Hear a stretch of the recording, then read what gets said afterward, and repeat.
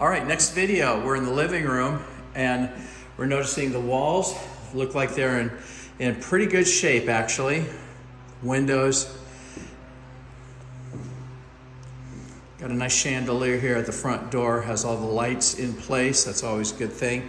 Now I do see some wear and tear on the wall leading from the front door area upstairs to the main area here. So I do see some wearing right there.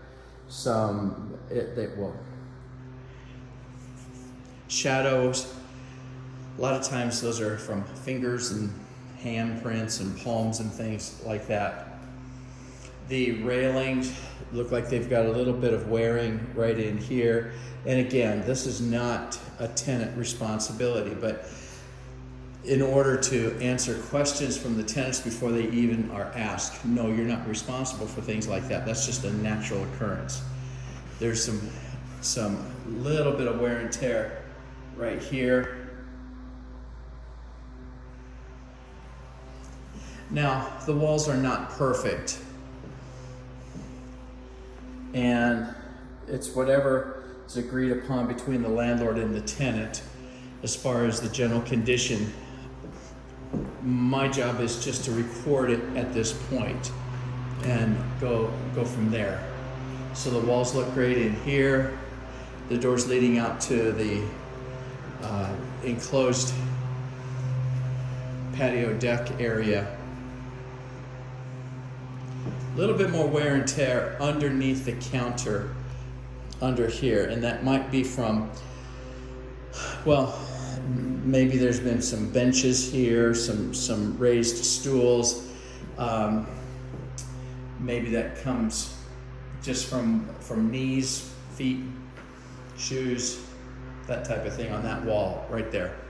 Okay, it looks like there's been something significant hung right here. And then up here we've got a crack, and that is just a settlement crack. That just happens in houses. We had an earthquake here once, and several years ago, and we're still finding the manifestations of that in some of these houses. Now this is a wooden fireplace, and I believe that the former tenants, they have to render this professionally cleaned with receipts and things like that. So we want to make sure that we get those. And then there's tools right here that go with it. We just want to keep those tools handy right there. And then we've got a kind of a valance thing.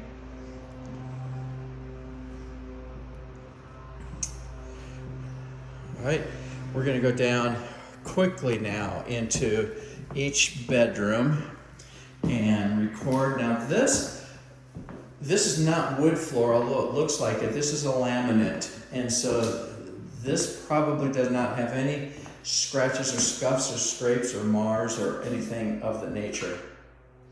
And it doesn't. I'm confirming that. All right, it does have wear and tear on the walls. And behind the door, right there, you see that mark.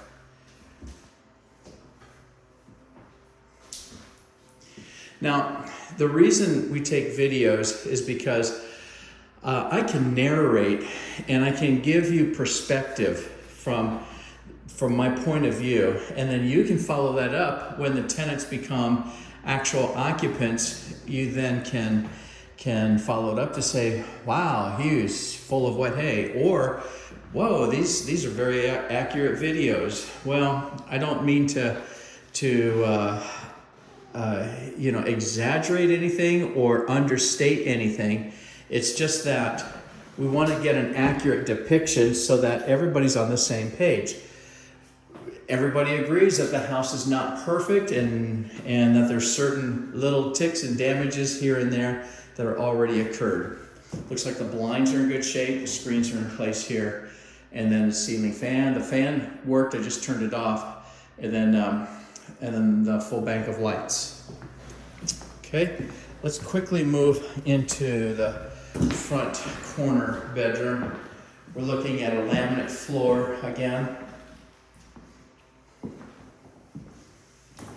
And I found over the years, and I've been videotaping now for probably 10 years, and we're the only property management firm in the entire region who really does take the time to do these things. And I know that within property management circles, I'm talked about not favorably,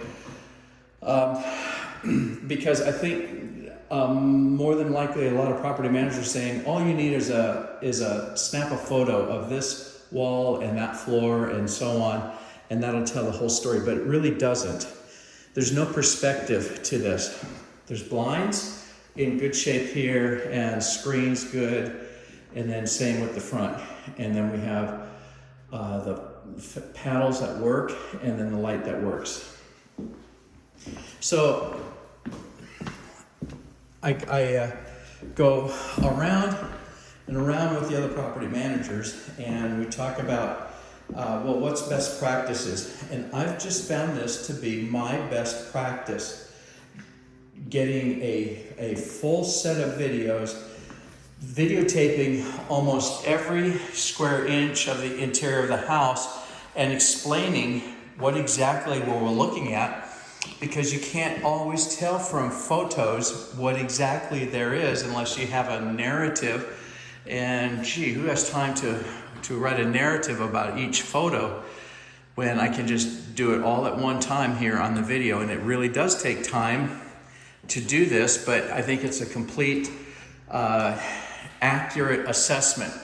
You see, here's some more settling.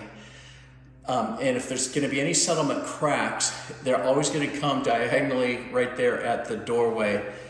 And that's caused probably from that earthquake that hit not too far from here, I think back in 2013. The closet, master bedroom closet, has a shelving here that looks in good shape. And then the paddles here work. There's only one light in, and then there's three light bulbs out. I like a full bank of lights, so we'll note that.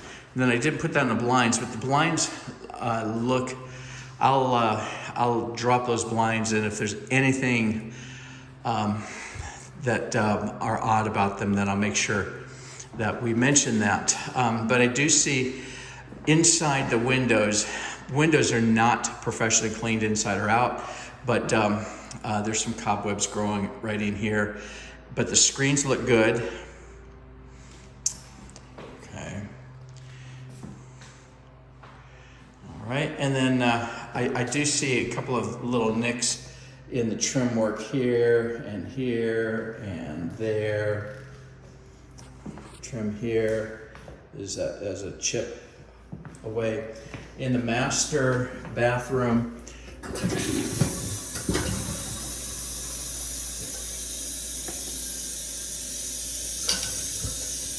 right, I flushed that. I'm not satisfied with that flush, so I'll come back and flush that again. Maybe I pushed or didn't push it long enough, I'm not sure. I'll try it again. Full bank of lights looks good. More of settlement up here. Remember, tenants are not responsible for settlement cracks. Underneath the sink, looks good, and I'm assuming the doors look good. Good. There's always going to be some drip marks and some wearing away on the inside of the drawers.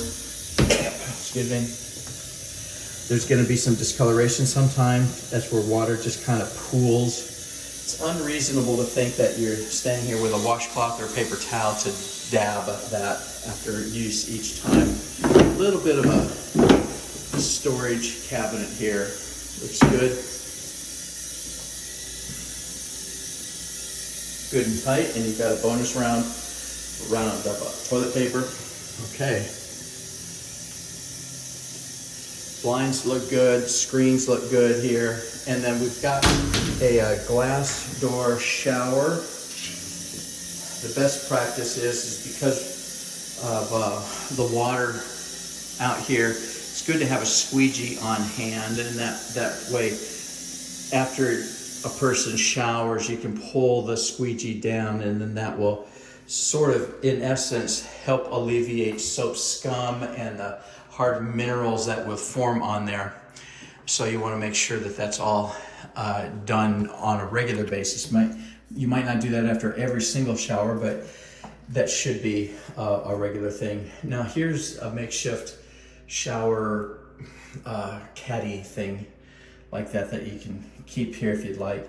Down below, this is a plastic thing, and you have to take a scrub brush and really scrub that really well. Otherwise, dirt, grime, particles, things will just start accumulating. So right now it looks like it's about 92.5% clean. I think it could be about 7.5% cleaner, but that's where it is right now. And if you do want that 100% clean, you've got to take some soft scrub and a scrub brush and that kind of thing on here. This is a tile floor, either ceramic or marble. I don't know, but it doesn't look too bad. But if there's a crack that happens to occur here, then, and again, that's just kind of a settlement thing. If a tenant asks, well, what about that nail pop up there in the corner, or bubbling up paint? Well, that's not a tenant responsibility themselves. Yeah, just flush the toilet again, and it works well. Okay, this will close out this video. The next video will be that. Let's go into the kitchen. But before, I just wanted to point out, you see there's a reflection from the sun and outside, but I do see a significant scrape right in the middle of the room, and you can't really see it, except that I did notice it as a reflection right in there. So when you get here, you'll be able to see what I see, even if you can't see it on the screen itself. Okay, we're going to close out and move into the kitchen area.